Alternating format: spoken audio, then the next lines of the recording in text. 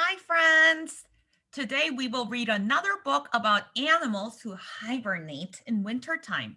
Yesterday's book was about animals and what it looks like under the snow where we can't see. Remember, they said it's a secret kingdom under the snow. Today, we will meet a squirrel who is looking for the best place to find his bed for him to rest and hibernate during wintertime. The Very Best Bed by Rebekah Raye. The little gray squirrel was so busy finding nuts and seeds to store away for the winter that he hadn't noticed it was getting cold and dark. He needed to find a cozy bed for the night. So, this tells me that the squirrels have to look for food before it gets too cold. They need to find nuts and seeds and food so they can store it and eat while it's cold outside. There was a nice den nearby under a fallen tree, but it was already very, very full with a big bear. So this bear found this den under a tree to hibernate and rest during wintertime. Good for him. Could he find a nest up in the old pine tree? But then he heard the sound of a barrel owl hooting. It sounded like, who cooks for you? The owl was just waking up. Soon he would start hunting in the moonlight. Uh-oh, the squirrel better run away. Here's something that I learned. The owls hunt at nighttime.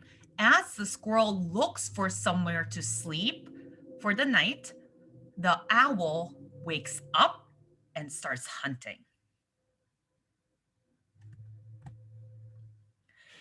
The squirrel jumped up onto a great pile of rocks. There was a safe little cave there, but when he peeked inside, he saw a red fox snuggled up with his warm, bushy tail. What if the fox woke up hungry too? Uh-oh, the squirrel better run away fast, friends. We don't want the squirrel to get eaten by the fox.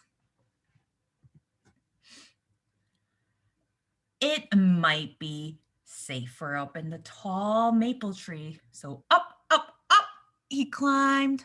A family of bats was hanging upside down from the branches. The squirrel tried it, but it made his head ache. Ouch. So in yesterday's book, we didn't meet these animals because they are not under the snow, but bats also hibernate. With a big jump, the squirrel leaped to a nearby apple tree. Down below, he saw a trail of nibbled apples. I wonder who ate the apples. They looked delicious. 2 deer rested there. It would be warm to snuggle between them, but they woke up and started to move away. Deer only sleep for a few hours at a time. He followed a cottontail rabbit, hopping towards a group of thick young spruce trees. It was heading for a small hollow in the grass lined with leaves. What a perfect place to sleep. Too bad it was only big enough for one rabbit. The squirrel's not going to fit in this one either, friends. Down by the water's edge, the squirrel saw ducks and geese sleeping on rafts of reeds and cattails. The gentle waves rocked them back and forth. But the squirrel didn't want to get his own little feet wet. A ripple of water caught his eye. He watched 2 seals bobbing upright and a harbor porpoise gently rolling on the surface of the water. It looked like they didn't mind sleeping in the water at all. Imagine that. So we learned something new again. The porpoises and the seals, they sleep in the water. Do you guys sleep in the water? No, we don't sleep in the water. Do you guys sleep in a den like the bear does? No, we all sleep in different places, but it's very cool that the porpoise and seals can sleep in the water, just like that. At the pond on his way back to the woods, the squirrel saw a big beaver slap his flat tail on the water and dive down into his lodge in the middle of the pond. But the squirrel certainly did not want to get his fluffy tail wet. A wet tail was just as bad as wet feet. But beavers don't mind because the beavers live in the water and on land. The sky was getting darker, but the squirrel noticed a tiny hole at the base of an oak tree. He peeked inside and saw a chipmunk sleeping on a bed of leaves and grass. There were lots of seeds nearby in case he woke up hungry. It looked very, very cozy, especially with the snack so handy. But there wasn't quite enough room for a squirrel, too. Chipmunks are smaller than squirrels, so the chipmunk can fit in this little hole, but maybe not the squirrel.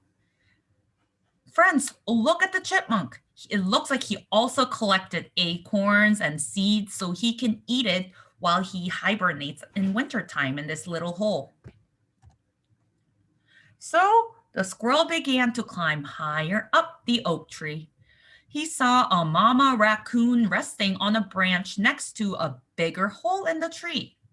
But when he looked inside, there was a nest full of raccoon babies. It didn't look like they would be going to sleep anytime soon. Again, there's no room for the poor little squirrel. The squirrel kept climbing higher and higher and higher, and there, sheltered under a branch, was an empty woodpecker's nest. Quick as a flash, the squirrel scampered down the tree and gathered some grass and moss and leaves.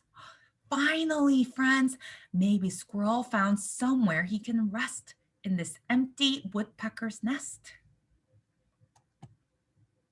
Then he made the very best bed there ever was. He curled up under his fluffy tail and slept and slept and slept all night long. Do you think the squirrel had the very best bed of all?